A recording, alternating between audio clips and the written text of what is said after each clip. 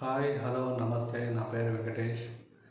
So మనం intermediate first ఇయర్లో ఉన్నటువంటి ఇంపార్టెంట్ క్వశ్చన్స్ గురించి డిస్కస్ చేస్తున్నాం. అందులో ఫస్ట్ లాంగ్ ఆన్సర్ క్వశ్చన్ నుంచి స్టార్ట్ చేస్తున్నాం. సో మనకి ఫస్ట్ లాంగ్ ఆన్సర్ వచ్చేసి వర్క్ ఫర్ ఎనర్జీ నుంచి వస్తుంది. వర్క్ ఫర్ ఎనర్జీలో మొత్తం 3 లాంగ్ ఆన్సర్స్ ఉంటాయి. సో 3 లాంగ్ ఆన్సర్స్లో ఫస్ట్ లాంగ్ ఆన్సర్ వచ్చేసి state and explain law of conservation of energy in case of freely falling body. So ఇది వర్క్ ఫర్ ఎనర్జీలో first long answer. So law of conservation of energy అంటే ఏంటి? So law of conservation of energy అంటే energy remains constant. So the total mechanical energy of the system remains constant due to the conservative forces and it is not constant due to the non conservative forces. Conservative forces అంటే gravitational force, electrostatic force, వీటన్నిటిని కూడా మనం conservative forces అంటాం. Non conservative forces అంటే opposing forces, motion oppose చేసేటటువంటి forces ఏవైతే ఉన్నాయో, frictional force కానివ్వండి, రెసిస్టివ్ ఫోర్స్ కానివ్వండి, వీటిని ఏమంటాం అంటే మనం నాన్ కన్జర్వేటివ్ ఫోర్సెస్ అంటాం. సో ఇక్కడ ఓన్లీ కన్జర్వేటివ్ ఫోర్సెస్ ఇన్వాల్వ్ అయినప్పుడు మాత్రమే టోటల్ మెకానికల్ ఎనర్జీ అనేది కాన్స్టెంట్ అవుతుంది. సో నాన్ కన్జర్వేటివ్ ఫోర్సెస్ కండిషన్లో మాత్రం టోటల్ మెకానికల్ ఎనర్జీ అనేది కాన్స్టెంట్ అవుతుంది. Next freely falling body. Freely falling body అంటే ఏదైనా ఒక బాడీ సర్టన్ హైట్ నుంచి ఎవరు ఫోర్స్ అప్లై చేయకుండా దాన్ని ఫ్రీగా డ్రాప్ చేసినట్లయితే దాన్ని మనం ఫ్రీలీ ఫాలింగ్ బాడీ అంటాం. అంటే ఆ body only due to the gravity మాత్రమే కిందికి ఫాల్ అవుతుంది.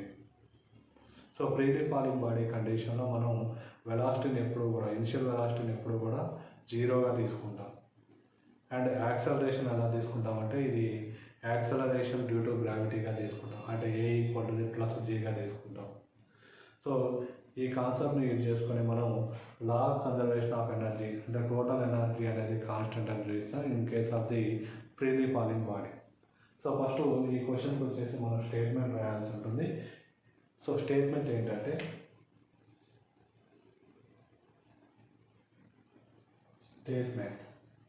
లా of conservation of energy statement రాయాల్సి ఉంటుంది. So the total mechanical energy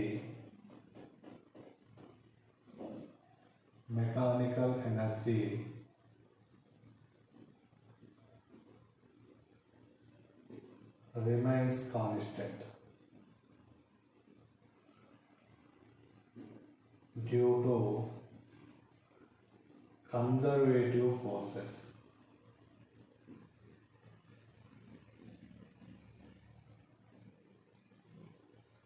But it is not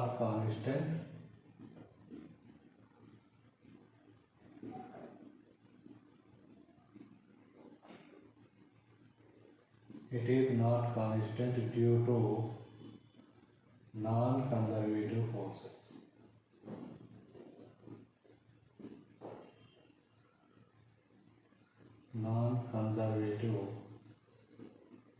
forces.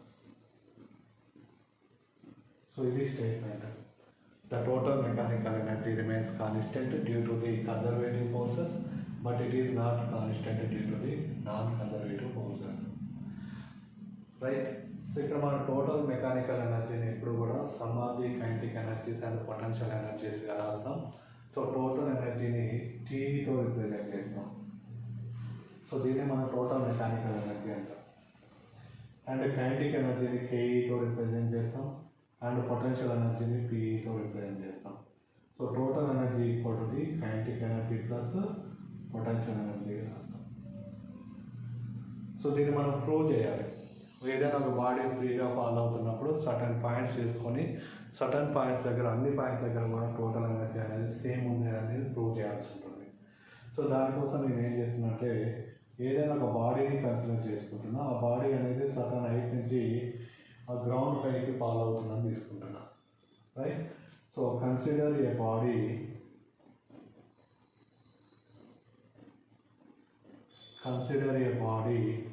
Of mass small m. Consider a body of mass small m is freely falling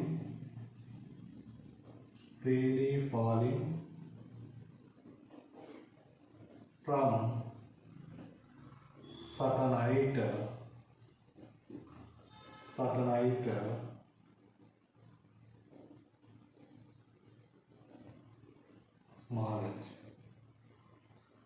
small h height నుంచి కిందికి fall అవుతుంది.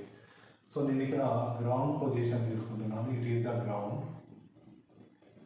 So let us consider a body.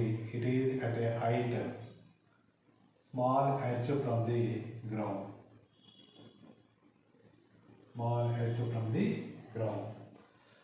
So it is at a point A. After some time, the body reaches to the position B. So it is moving down. Next, after some time, it is on the ground. So here I am taking the body. It is on the ground. So it is the point is taken as a C. So from A to B, the body travels a distance or displacement.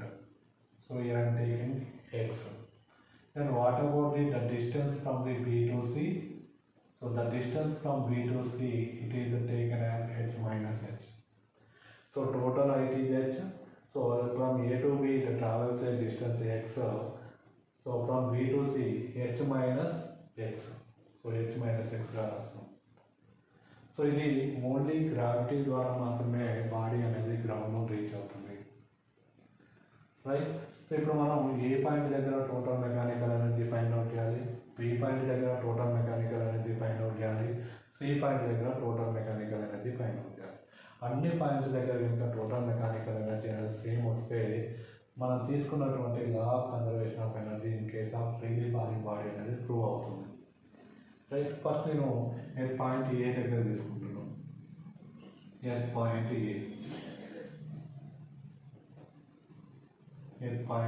ఏ దగ్గర తీసుకుంటున్నాను. So at point A దగ్గర total mechanical energy find out చేయాలి. Find out చేయాలంటే మనకి kinetic energy తెలియాలి, potential energy తెలియాలి. Kinetic energy అనేది velocity change అయినప్పుడు కైనెటిక్ ఎనర్జీ చేంజ్ అవుతుంది. పొటెన్షియల్ ఎనర్జీ అనేది హైట్ చేంజ్ అయినప్పుడు పొటెన్షియల్ ఎనర్జీ చేంజ్ అవుతుంది. So every time velocity and height values రాసుకొని ఆ వాల్యూస్ని కైనెటిక్ ఎనర్జీ అండ్ పొటెన్షియల్ ఎనర్జీలో సబ్స్టిట్యూట్ చేస్తే జరుగుతుంది. సో పాయింట్ ఏ అనేది ఏంటంటే initial point. So initial point అంటే బాడీ ఫ్రీగా ఫాలో అవుతున్నప్పుడు ఇనిషియల్ వెలాసిటీ మనం ఎప్పుడు జీరోగా తీసుకుంటాం. So velocity at point A, so it is v equal to the 0. And what about the height? So here height is taken as height equal to the small h గా తీసుకున్నాం. height equal to the small h గా తీసుకున్నాం. So ఇప్పుడు నేను total energy calculate చేస్తున్నా. Total energy at point A equal to the kinetic energy at point A plus potential energy at point A. So total energy at point A equal to the kinetic energy formula ½ into m into v square. Potential energy formula mg into హైట్గా రాసుకుంటాం. mg into హైట్గా రాసుకుంటాం. So ఇక total energy equal to the total energy at point A equal to the 1/2 into m. So velocity ఏంటి 0. So velocity 0 substitute చేసినప్పుడు so it is 0 square plus mg into height. So height is nothing but point A అనేది small h హైట్లో ఉంటుంది. Point A అనేది small h హైట్లో ఉంటుంది from the ground. So height ప్లేస్లో h substitute చేస్తున్నాం. 0 square is nothing but 0. Something into 0 it is equal to the 0. So 0 plus mgh, then we get the total energy at point A equal to the mgh అవుతుంది. So ఇది at point A దగ్గర total mechanical energy. So ఇది equation number 1గా తీసుకుంటాం. Next similarly point B దగ్గర కూడా total mechanical energy find out చేయాలి. At point B, so ఈ పాయింట్ బి దగ్గర కూడా total mechanical energy find out చేయాలి. సో టోటల్ మెకానికల్ ఎనర్జీ కోసం kinetic energy and potential energy రాసుకోవాలి. దానికంటే ముందు మనకు వెలాసిటీ తెలియాలి. పాయింట్ బి దగ్గర వెలాసిటీ తెలియాలి. సో ఇనిషియల్ పాయింట్ దగ్గర పాయింట్ ఏ దగ్గర వెలాసిటీ తెలుసు, కానీ పాయింట్ బి దగ్గరకు వచ్చేసరికి వెలాసిటీ ఇంక్రీజ్ అవుతుంది, కానీ ఆ వెలాసిటీ ఎంత ఉందో మనకు తెలియదు. కాబట్టి ఇక్కడ నుంచి మనం వెలాసిటీని క్యాలిక్యులేట్ చేయాలి. దానికోసం మనం సిచ్యువేషన్ ఏం తీసుకుంటామంటే ఫ్రమ్ ఏ నుంచి బికి బాడీ మూవ్ అవుతుంది. ఇలా మూవ్ అవుతున్నప్పుడు అది ట్రావెల్ చేసినటువంటి డిస్టెన్స్ ఏంటి x, అండ్ ఇనిషియల్ వెలాసిటీ 0 అవుతుంది. బి పాయింట్ దగ్గర వెలాసిటీ ఏమవుతుందంటే ఫైనల్ వెలాసిటీ అవుతుంది. సో ఆ ఫైనల్ వెలాసిటీని వి అని తీసుకున్నాం. And height, so point B అనేది ఎంత హైట్లో ఉంది, పాయింట్ బి అనేది ఎంత హైట్లో ఉంది, పాయింట్ బి అనేది ఎంత హైట్లో ఉందంటే గ్రౌండ్ నుంచి తీసుకున్నప్పుడు హెచ్ మైనస్ హెచ్ హైట్లో ఉంది, హెచ్ మైనస్ ఎక్స్ హైట్లో అనేది పాయింట్ బి ఉంది, రైట్. సో వెలాసిటీ వి తెలుసు. సో నేను equation from kinematic equation v square minus you square equal to 2as. So ఇది వి అంటే final velocity, nothing but B point దగ్గర వెలాసిటీ వి అని తీసుకున్నాం కాబట్టి వి స్క్వేర్ రాస్తున్నాం. ఇనిషియల్ వెలాసిటీ అంటే పాయింట్ ఏ నుంచి బాడీ ట్రావెల్ చేస్తుంది కనుక ఇనిషియల్ వెలాసిటీ అనేది 0 అవుతుంది. So it is equal to 2 into acceleration. Body అనేది only due to the gravity travel చేస్తుంది కాబట్టి యాక్సలరేషన్ డ్యూ టు గ్రావిటీ తీసుకుంటాం. S displacement travel, point A నుంచి బి వరకు ఎంత డిస్ప్లేస్మెంట్ ట్రావెల్ చేసింది, పాయింట్ ఏ నుంచి బి వరకు ఎక్స్ డిస్ప్లేస్మెంట్ ట్రావెల్ చేసింది కాబట్టి ఎక్స్ రాసాం. So V square equal to the 2g into X అవుతుంది. V square equal to the 2g into X అవుతుంది. So next total energy at point B దగ్గర calculate చేయాలి. So ఇది it is equal to the kinetic energy at point B plus potential energy at point బిగా రాస్తాం. Kinetic energy at point B and potential energy at point బిగా రాస్తాం. Kinetic energy అంటే half MB square, potential energy అంటే m g into height. So ఆ value substitute చేస్తాం. Total energy at point B equal to the kinetic energy at point B half MB square, half into m. V square అంటే already ఇక్కడ మనం v square value already మనం provide చేస్తాం. So it is 2g into X అవుతుంది. Plus and potential energy అంటే m g into height. Height ఏంటి ఇక్కడ, so point B అనేది హెచ్ మైనస్ ఎక్స్ హైట్లో ఉంది కాబట్టి హైట్ వాల్యూ హెచ్ మైనస్ ఎక్స్గా రాసుకుంటాం. హెచ్ మైనస్ ఎక్స్గా రాసుకుంటాం. సో ఇక్కడ 2కి 2 క్యాన్సిల్ అయిపోతుంది. Total energy at point B which is equal to the m g x plus ఈ ఎంజీ వాల్యూని ఇన్సైడ్ ది బ్రాకెట్ మల్టిప్లై చేస్తాం.